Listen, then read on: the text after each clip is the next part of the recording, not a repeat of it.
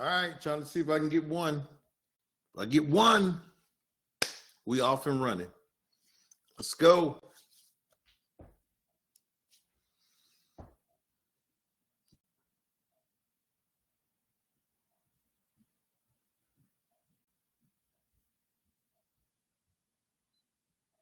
It's not Monday Night Football tonight, is it? Nope. Night 2's in there, right? Yeah. Let me get one.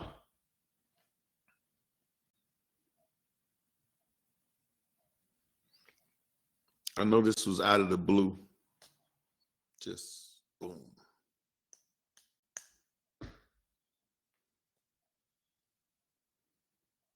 Can't get one. I'm going to shut it down.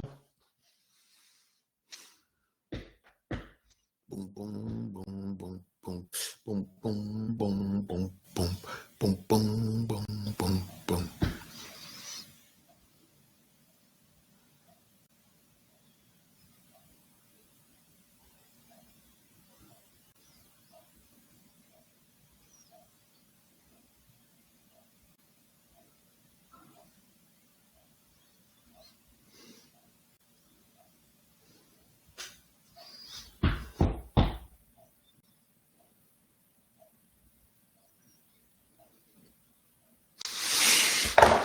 All right, 30-second countdown. One come on, we good. Then others will come, but I need one. 29, 28, 27, 26, 25, 24, 23, 22, 21, 20. All right, there we go. Go with that. Let's go. You know what's funny? Today I was going through my emails and I remember that I have a Spotify account with calls and old training calls and mindset stuff on there. I forgot all about that Spotify. Miss Valerie, who has been managing those and posting those for years, I just forgot. And so when I ran across it today, I'm like, do you know it's like 535 different training calls on there? 535. That was just since 2019, Ms. Austin, on my Spotify account. And I think it's called Mr. Tony Fleming or something on Spotify. Honestly, forgot all about that Spotify account. Didn't even remember that I had it. But Miss Valerie, who has been handling all this stuff for me for years, just out of the kindness of her heart. Now, she did say she learned a lot, so that's why she kind of didn't mind doing it. But she'd been posting everything, that all the calls I did since 2019. Now, imagine if I had started doing this in 2013 or 14, because I've been doing this since 2000. I know, the year 2000. Understand? So I'm scrolling, I go to Spotify because there's a young lady asked me. So then I'm going through my email. I'm like, I do have a Spotify account. So she's taking like some of my podcasts from Elite Psyche on YouTube. She put some of those on there. So when you go to the Spotify account, you'll see the number count down, like the last ones are up first. So I just went to and started scrolling. 20, 24, 23, 22, 21, 2019. And then it stopped. It says episode number 1. Episode number 1, Ms. Austin. Episode number 1. And I forgot that I had, it was a young guy on the team with me. And he was like an up and coming rapper, real good. I mean, this guy is good, named Jared. He created this song for my morning call. It was a rap song he created. You know, he put the lyrics of everything I was kind of teaching on there to say this is what we're doing. And you know what? I'm gonna scroll back. Go to Spotify. I'm gonna go to my last one. I'm gonna play this for you for a minute and see how the consistency in what I'm doing and how long I've been doing it. Now, this is 2019, Miss Austin. No, 2020. March 2020 was my first episode loaded on Spotify. And I told you he created this intro song that the lyrics were about what I train on in the mornings. I'm gonna let you hear it for a minute. Hope it comes out clear so you can hear it, but hold on. Come on, man.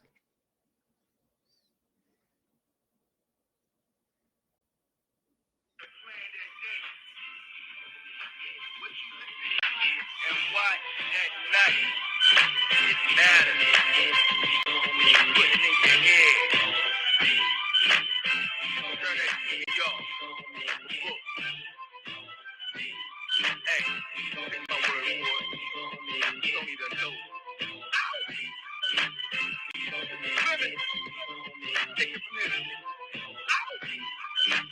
Wait a minute, you got to hear the beginning. There we go. Whole lot of knowledge over here, we reading some books. Tony Fleming on top, cause he reading some books. Yeah, he got what it takes, work hard to play hard. Straight to the bank, got a visualize it all. Dream board on the wall, see it every day.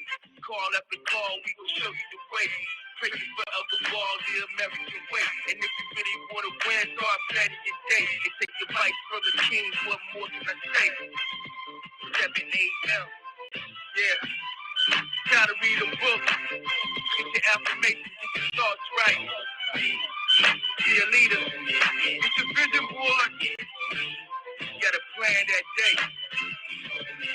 What you listen to and watch at night, it matters. He said what you listen to and watch at night, it matters.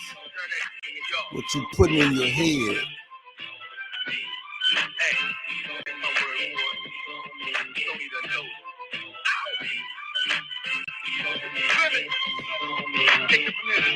Now watch the consistency of what you hear when I start off.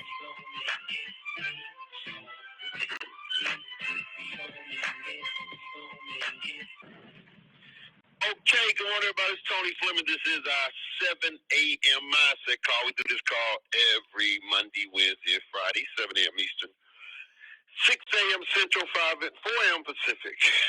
And I like how he says on the song there, it's a whole lot of knowledge over here because we reading the books. It's a whole lot of knowledge over here because we reading the books. Like that.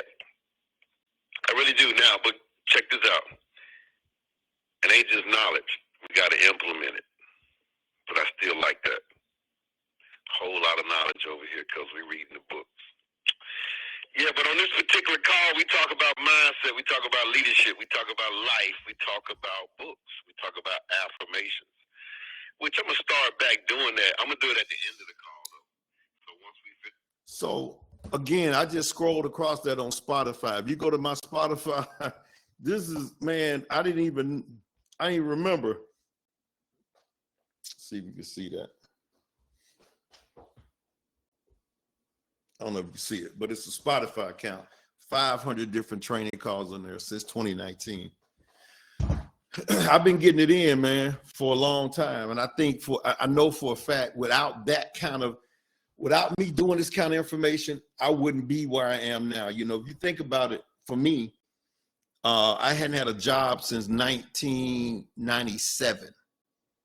I've been living off whatever I kill. As they say, you eat what you kill. I've been in the streets teaching, training, building teams since 1997, and it's 2024 now.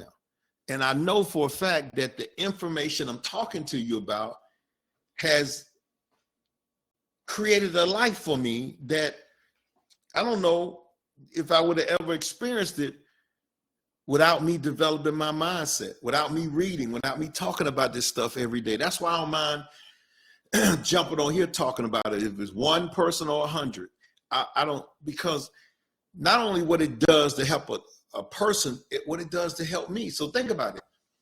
Every day. Now that clip said Monday, Wednesday, and Friday at 7 a.m. Now think about this. Before the internet, I know that sounds crazy because people don't think, before social media, before YouTube, before Instagram and all that, like in 2000, I was doing 7 a.m. calls every single day, Monday through Friday, in a book club on Saturday. I only changed it to, I think 2013, to Monday, Wednesday, and Friday. But every day at 7 a.m., I'm getting up, I'm feeding my mind with this stuff. I'm talking to you all about it.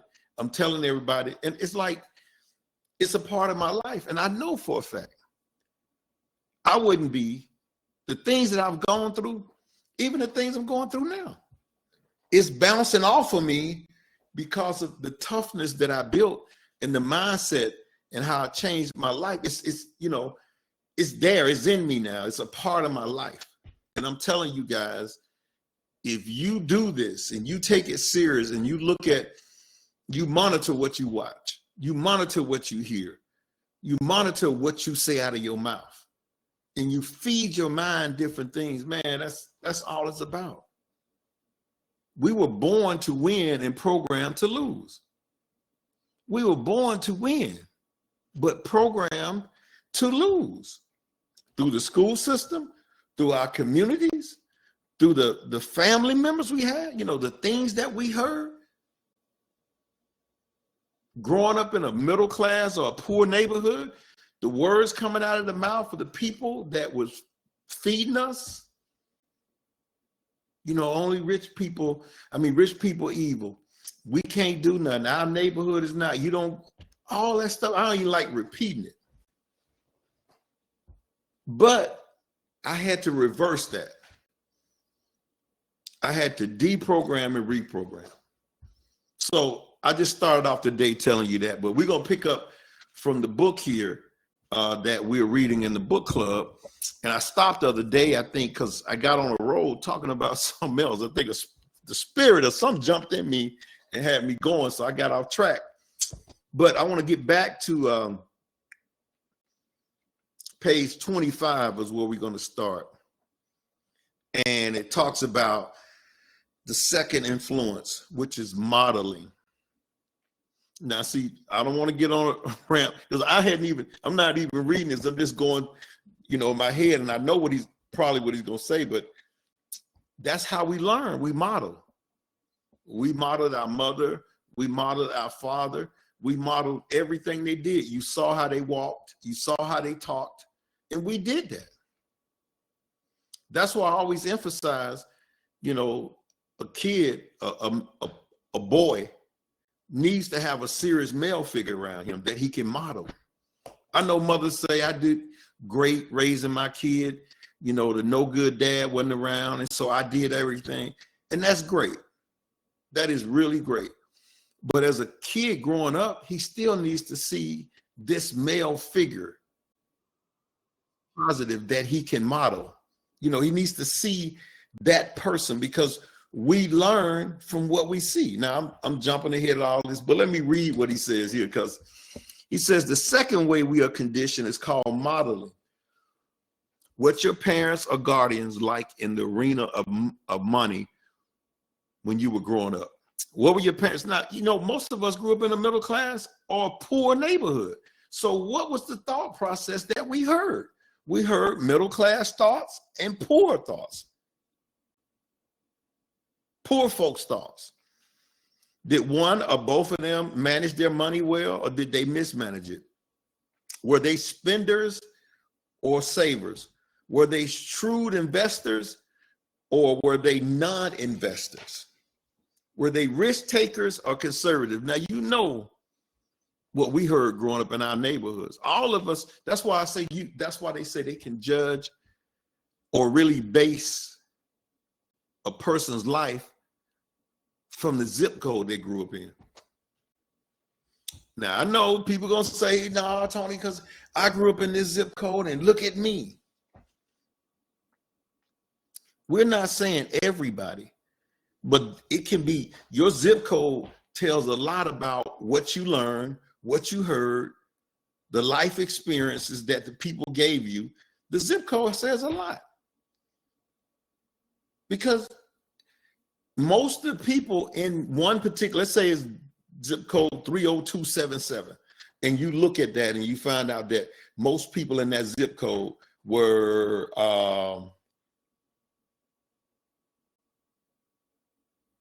blue collar workers, were people who didn't have the income that they wanted to have.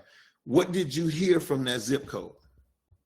And say, let's take zip code 3999, and that's a wealthy zip code. What do you think people heard in that? Which developed us, and that's how we grew into who we are. People want to fight that, they want to disagree with that, but it's the truth. So now we growing up from there. Now, the goal is to change who you're following. All right. Was money consistently there, or was the flow of money sporadic? Did money come easily in your family, or was it always a struggle? Was money a source of joy in your household, or the cause of bitter arguments? Secrets of the Millionaire Mind. Why is this information important? You probably heard the saying, monkey see, monkey do. Well, humans aren't far behind. As kids, we learn just about everything from modeling. Although most of us would have to admit there's more than a grain of truth in the old saying, the apple doesn't fall far from the tree. This reminds me of the story about a woman who prepares a ham for dinner and cutting out both ends. Now, I talked about this. Now I realize where this story came from. I've been saying this story for years, and we just talked about it about a week ago. This is funny. So this reminds me of the story for the who prepares a ham for dinner for cutting off both ends. Okay, her bewildered husband asks why she cuts off the ends of the ham. She replies, that's how my mom cooked it. Well, it just so happened that her mom was coming for dinner that night. So they asked her why she cut off the ends of the ham. Mom replies, that's how my mom cooked it. Okay. So they decided to call grandma on the phone and ask why she cut off the ends of the ham. Her answer, because my pan was too small. I've been telling this for years, and I just realized where I got it from right here. The point is that generally speaking, we tend to be identical. We tend to be identical. We tend to be identical to one or of a combination of our parents. You know how people say, you sounded like your dad, you sound like your mom. You're like, no, I don't. Especially in the arena of money. Especially in the arena of money. For example, my dad was an entrepreneur, he says. He was in home building business. He built anywhere from a dozen to 100 homes per project. Each project took a huge amount of capital investment. My dad would have to put up everything we had and borrow heavily from the bank until the homes were sold and cash came through, because he was a builder. Consequently, at the beginning of each project, we had no money. And we were in debt to up to our eyeballs. As you can imagine, during this period, my dad was not the best of moods. He was pissed off. He didn't have any money. He put it all into the building of the neighborhood. If I asked him for anything, I mean a penny, his standard reply after the usual, what am I, made of money? No, you heard that one. What am I, made of money?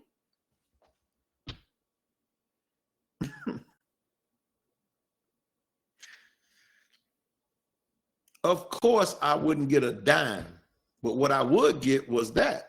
Don't even think of asking again. And then that stare. This scenario will last for about a year or two until all the homes were finally sold. Then we'll be rolling in the dough.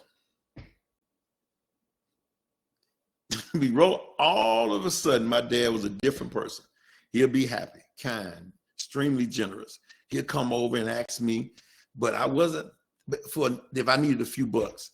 I felt like giving him the glare back, but I wasn't that stupid. So I just said, sure, Dad, thanks, and rolled my eyes. Life was good again until the dreaded day when he come home and announced, I found a good piece of land and we're going to build again. He said, I distinctly remember saying, great, Dad, good luck, as my heart sank, knowing the struggle that was about to unfold again. The pattern lasts from the time I could remember when I was about 6 until the age of 21, when I moved out my parents' house. Then it stopped. So I thought it stopped, but it didn't. At 21 years of age, I finished school and became, you guessed it, a builder. And then I went on to several other types of projects-based business. For some strange reason, I'll make a small fortune, but for a short time later, I'll be broke.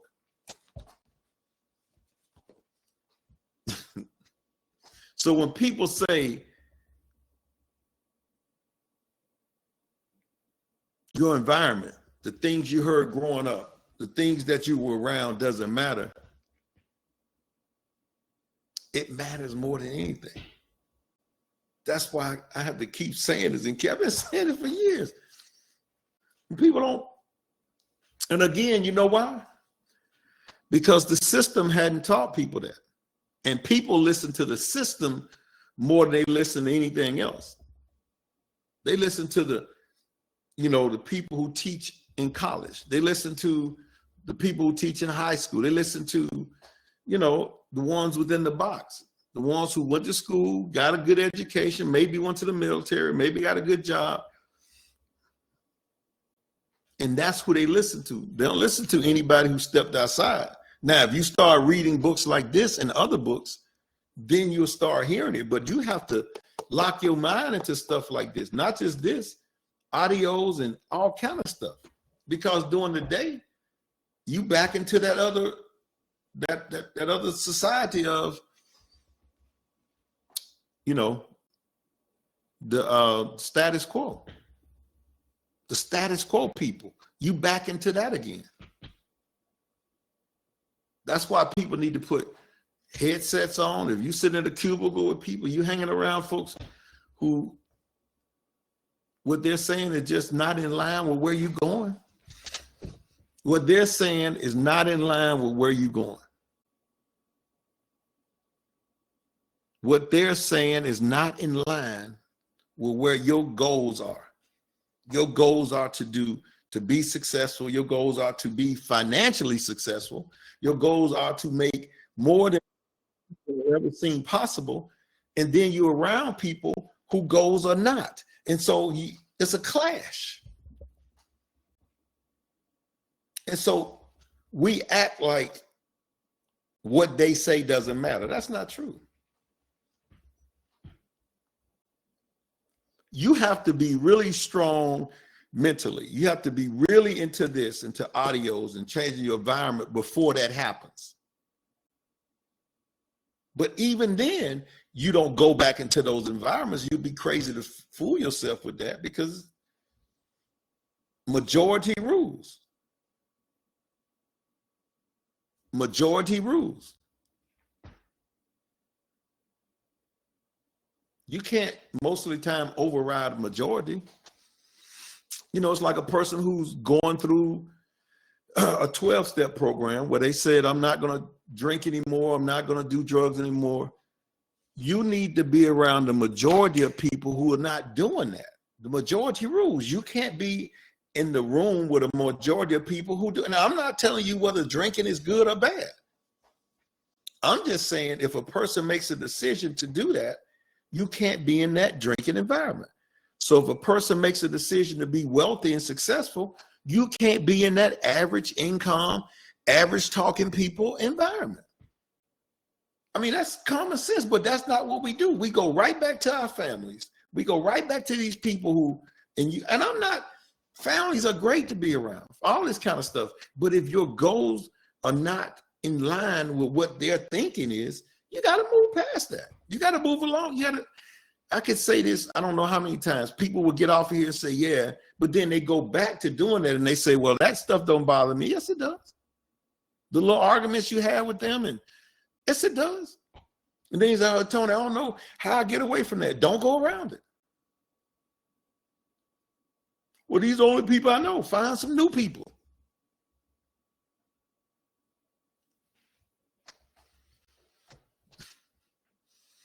Majority rules, folks.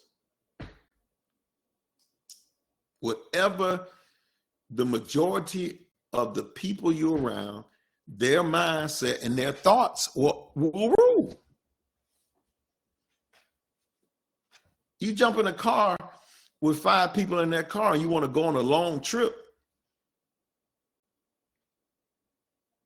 and you got goals that say, I want to be successful. No, I am successful financially. You got goals that say, these are the things you need to do. These are the things you need to read. These are the things you need to listen to. Now, the other 4 people in the car, they don't have that. So they popping in everything. They listening to all kind of stuff. Not only that, their conversations like, so you sitting back there, you thinking, well, that don't affect me. Yes, it does. You ride that long in a car, or you going wherever you go. The majority rules. No, I'm stronger than the majority. No, you're not. Most people are not. Most people are not. But it's almost like a 12-step program until the person admits that majority, like you got to say, hey, I'm Tony Fleming, and I'm a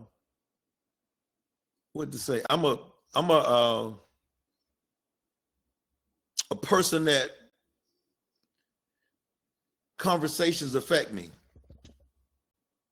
That's what I'm Tony Fleming, and I'm a person that conversations affect me. So now you know that conversations affect you. You know that when people say stuff, but you got to admit that. If you keep going, if you keep saying that conversations and environment doesn't affect you, then you messed up. First, you have to admit it. I'm Tony Fleming, and what people say around me really affects me. You know how somebody says, I'm Tony Fleming, I'm an alcoholic. I'm Tony Fleming, and I'm a drug addict. I'm Tony Fleming, and what people say around me affects me. Okay, now, 12-step. I admitted to my problem. I know who I am. Now let me start working on that problem. How do I work on that problem? I got to start working on not being in that environment. How do I do that? Start looking at, like what I did was this. I didn't have another environment that I could go to. So I locked myself in the apartment. Thought these were my friends, still are. Oh, that's not true. That stuff don't affect me. Until you admit it, I'm Tony Fleming, and people who say things around me affect me. Whatever, I don't forget. I got to come up with a name for that instead of I'm an alcoholic, I'm a drug addict. I'm a people addict. I'm a Tony Fleming, and I'm a listen to people type addict or something. You know, you got to admit that, folks.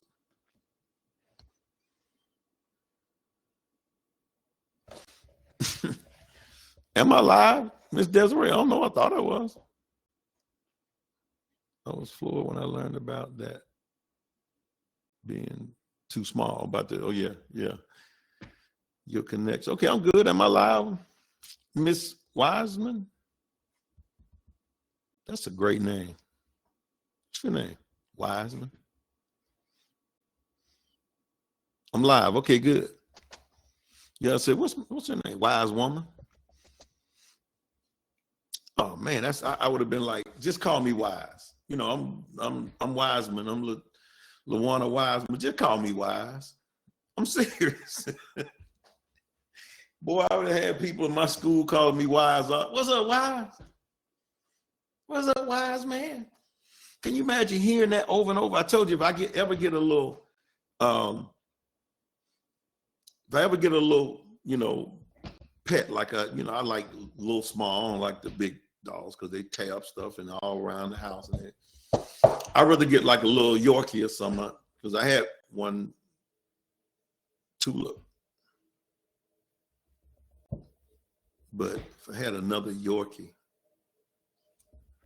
it would be called,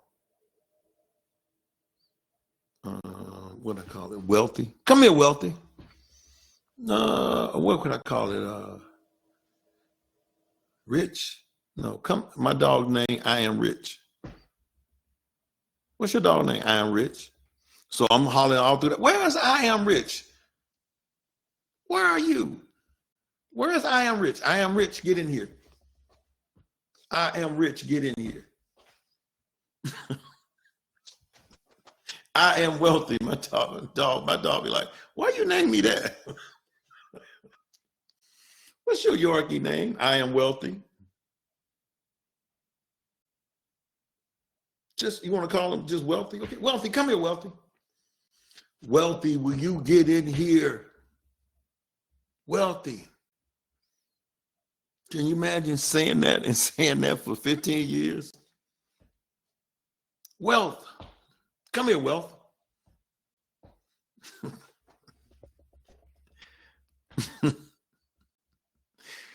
People will be looking like, I know. But Wiseman, man, just call me Wise, man. That's all. What's up, Wise? See, what you say over and over, and what you hear over and over, and what you think over and over. And that's why I keep saying this over and over, so people can get it. So eventually, when you stop listening to this, one day you're going to stop listening to this. You're going to get on and you're going to turn that television on. You're going to say, oh, I don't need to watch that. One day you're going to say that. You're going to watch some foolishness on. Now, I'm not telling a person not to ever watch foolishness. I'm not telling a person not to, but your foolishness should be 20%. 80% should be working on your thoughts and your goals and where you're going and stuff. It should be that part should be more. I mean, foolishness is a part of life. You can have that. I do foolishness on here. I'm a foolish individual. Stand-up comedian. But that's just a part of mine. See, I have to bend over and read y'all. I'm glad y'all putting some in the comment section at least. You can use I am. Okay. What people say deeply affects me and changes me. Okay, I am. What people say deeply affects me and changes me. I know what you're saying, but I can't understand how you're saying it. Tony Fleming. Okay. I am Tony Fleming. Oh, and I am a chameleon.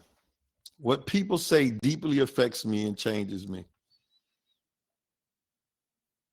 Yeah. So a person needs to admit that first. See, I've already admitted that. I admitted that 1999, I admitted that. In the early 1900s, I admitted to myself that what people say and what I hear affects me.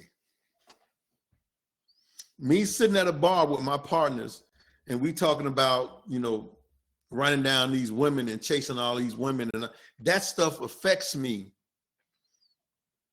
But if I'm sitting at a bar or sitting somewhere and we talking about mindset and leadership and goals and what you're going to have, that affects me too.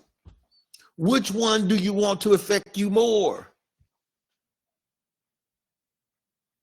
I want that. That's why I had to separate. I want that's why when I go through my YouTube apps on television, so I'm looking for a documentary that shows, wealth and how people change their life and what did they go through to do this? And I'm looking for that kind of stuff because I want that in my environment.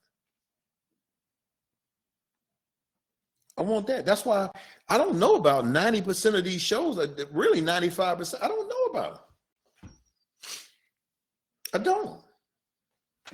When I see what's so crazy, when I see stuff on social media, it's a lady and a man or somebody, and it's 20,000 comments about them, and I'm thinking, I don't even know who they are. And so I put in there, who this? They like, you don't know they own such and such, and they don't.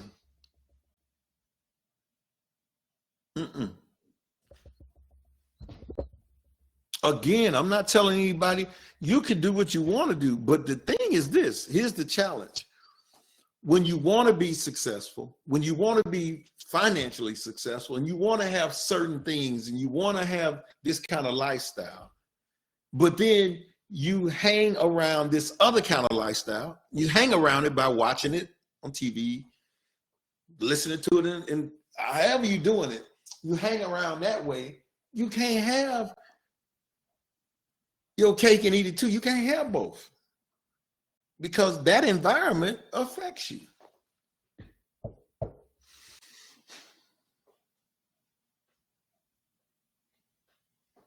I mean, that's correct, 100%, Ms. Desiree, 100%.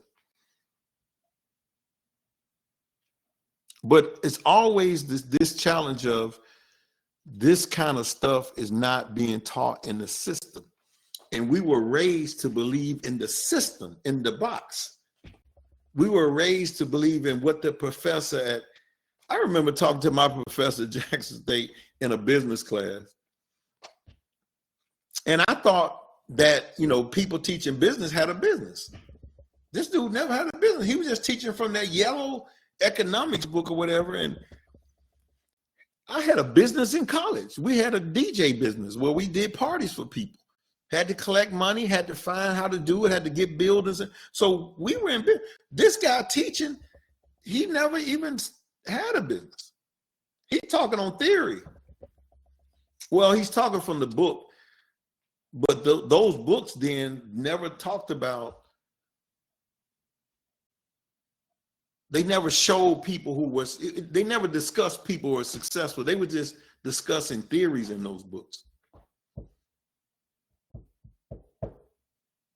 But again, those are the people with titles. Those are the people that the status quo listens to. And so when you go talk to your people who are part of status quo, they're not going to feel it. You got to get away from them. You got to move on and go. You can talk till you blue in the face, but you're not the authority figure. You did not. Now, 30, 40 years later, you might can talk to them, but by that time, they tired and exhausted. They don't want to do anything. They don't want to change.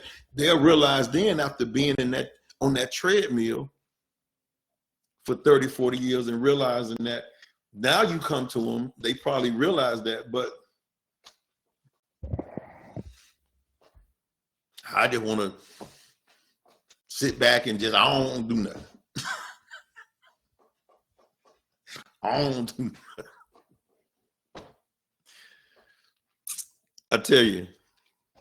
All right, let me stop now because I know Miss Dyer has a call that she's doing at 9, and I don't want to, go past that. So I appreciate y'all time. I appreciate everybody who came on.